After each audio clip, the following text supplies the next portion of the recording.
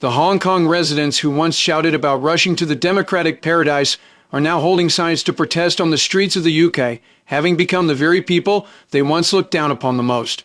The familiar script from 2019, the cold ending in 2025.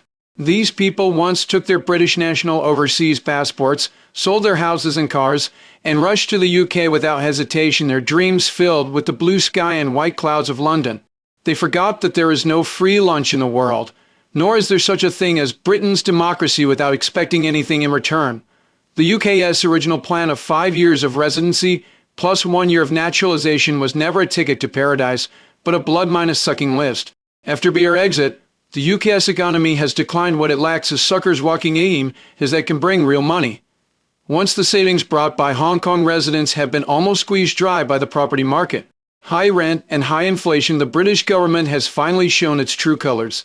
A seemingly polite immigration policy consultation document is actually an eviction notice to unilaterally tear up the contract, playing the game of killing the donkey after it finishes its work perfectly. First, the English language threshold has been directly doubled. Previously, basic English proficiency enough to buy groceries and greet people was sufficient. Now, it has been raised to intermediate minus advanced level, equivalent to an IELTS score of 6 to 6.5. People in their 40 and 50 seconds who have spent half their lives behind a restaurant counter, cutting roast meats, or sitting in an office filling out forms, let alone discussing philosophy with an examiner, they can barely understand English menu. The tuition for a cram school is enough to cover their electricity bills for months. Isn't this pushing people to a dead end? Then there's the annual salary requirement of £12,570 th converted to Hong Kong dollars. It may not seem like much, but with the UK's economic recession and even dishwashing jobs being fought over, most Hong Kong people can only survive on casual work. This threshold is a literal survival filter. Fail to meet it, and forget about getting permanent residency. Previously, 5 years of continuous legal residence in the UK entitled one to permanent residency. Now it takes 10 years. Low-minus skilled workers have to wait 15 years. And those with a record of illegal overstay face a staggering 30-year wait. By then, they'll be old to so minus called citizenship is nothing more than a pie in the sky. Within the Hong Kong community now, the trend of returning home is no secret. Some have admitted on social media that they still haven't paid off their mortgages in Hong Kong, their savings in the UK are already gone, and their low incomes make it impossible to support their families. They have no choice but to find a way back to Hong Kong. But going back is far from easy. The more resolutely they left back then, the more humiliating it feels now. First, they can't swallow their pride. They talked a big game when they left.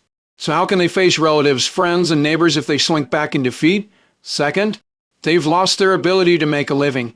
After spending several years in the UK, they have only done menial jobs, and their professional skills have long been rusty.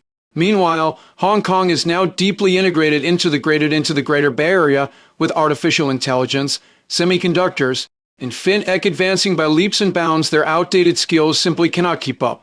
Not to mention those with political stains when employers check their backgrounds who would dare to hire them. They thought the British national overseas passport was a get-out-British-jail-free card, only to find out it was a trap set by the British government. There is no such thing as a free lunch in this world. The so-minus called paradise is nothing but an elaborately packaged snare. What the UK has wanted all along is never human rights or morality, but the money in Hong Kong people's pockets. Once the money is squeezed dry, they become a burden to be discarded. There are no shortcuts in life, nor is there such a thing as a paradise in another country. You can yearn for distant places, but you cannot betray your roots. You can pursue a better life, but you cannot trust empty promises. Yet those who chose to flee back then are now queuing up for relief food in the cold wind of the UK. This is not a joke, but a bloody reality. A foreigner is just an outsider, even a pawn that can be abandoned at any time.